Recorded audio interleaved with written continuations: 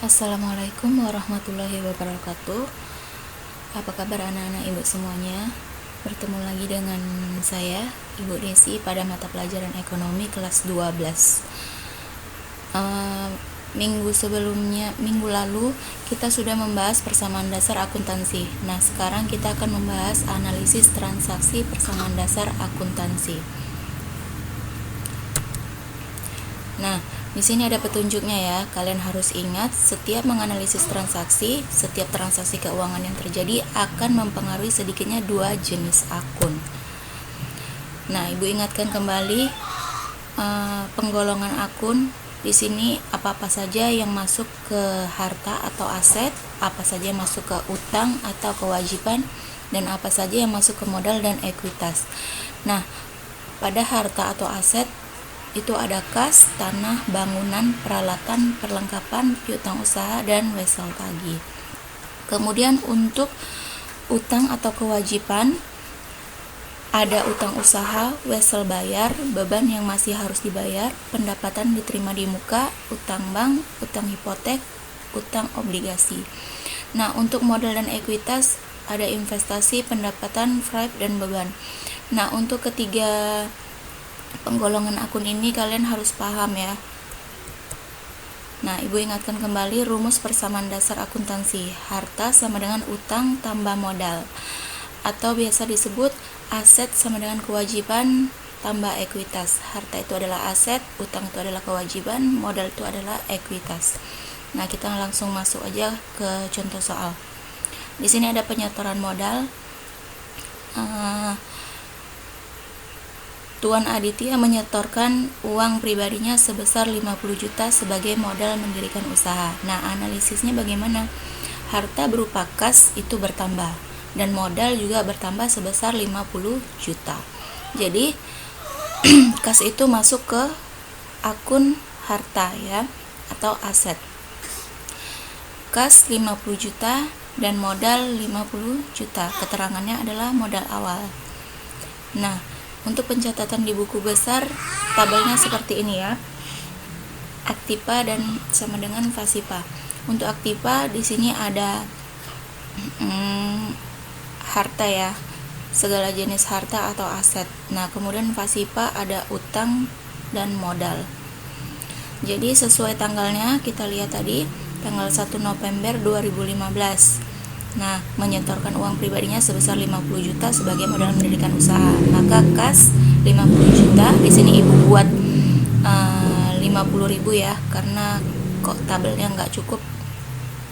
Dan modal 50 juta. Keterangannya modal awal. Nah, kemudian ada sewa toko.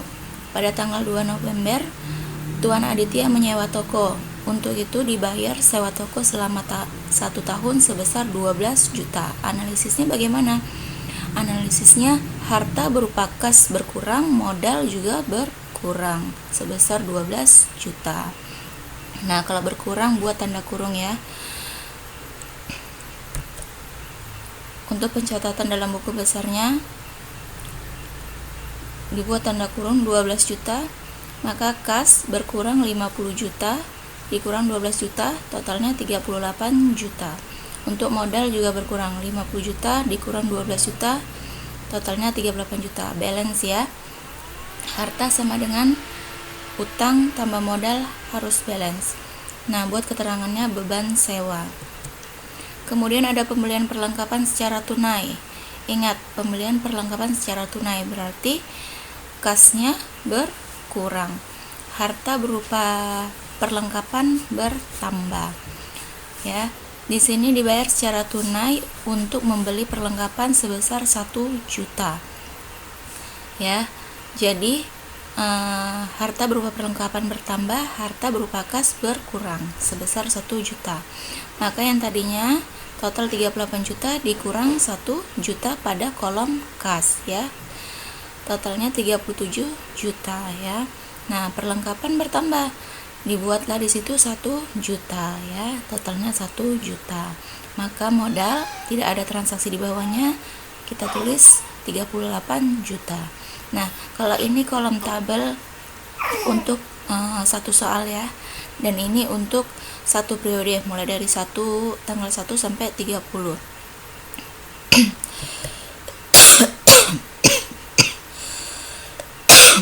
Kemudian ada pembelian peralatan secara tunai dan kredit. Tanggal 5 November, Tuan Aditya membeli peralatan seharga 20 juta.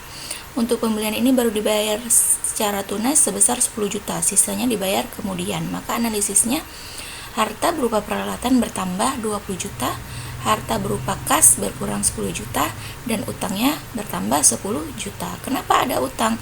Karena yang dibayar masih 10 juta.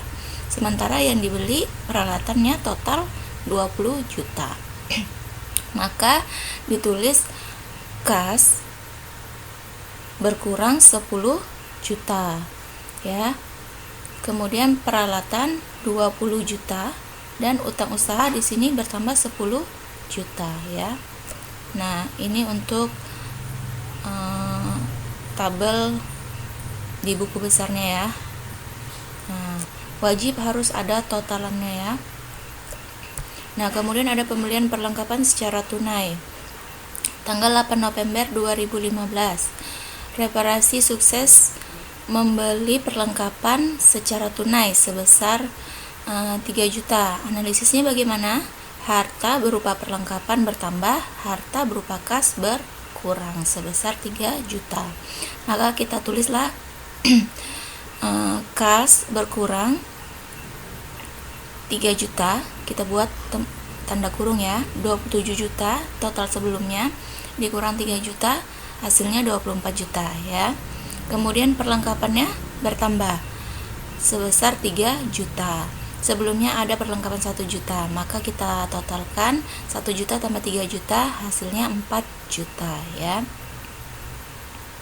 Kemudian peralatan tinggal kita turunkan aja, tidak ada transaksi di bawahnya.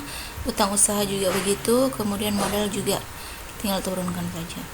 Nah, untuk di buku besar juga sama ya, seperti itu ya. Jadi nanti untuk prakteknya tabel seperti ini yang akan kalian buat ya. Kemudian penerimaan pendapatan usaha. Pada tanggal 10 November diterima secara tunai pembayaran untuk jasa perbaikan senilai 3 juta. Analisisnya bagaimana? Harta berupa kas bertambah dan modal bertambah sebesar 3 juta. Maka ditulis di sini kas ditambah 3 juta. Kemudian modal juga tambah 3 juta. Maka kalian totalkan kembali dan buat keterangannya pendapatan usaha.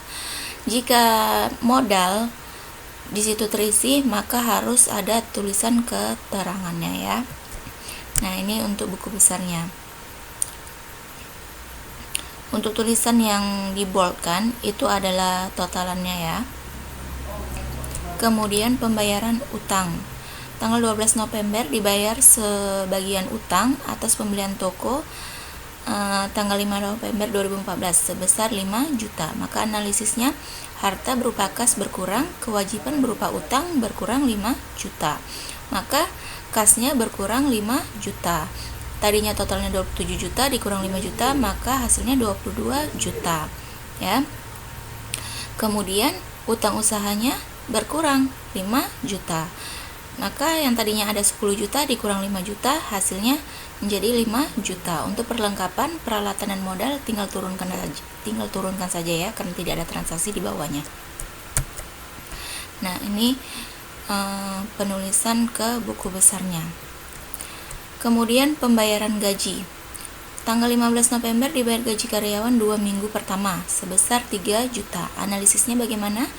Harta berupa kas berkurang. Kenapa kasnya berkurang? Karena membayar gaji.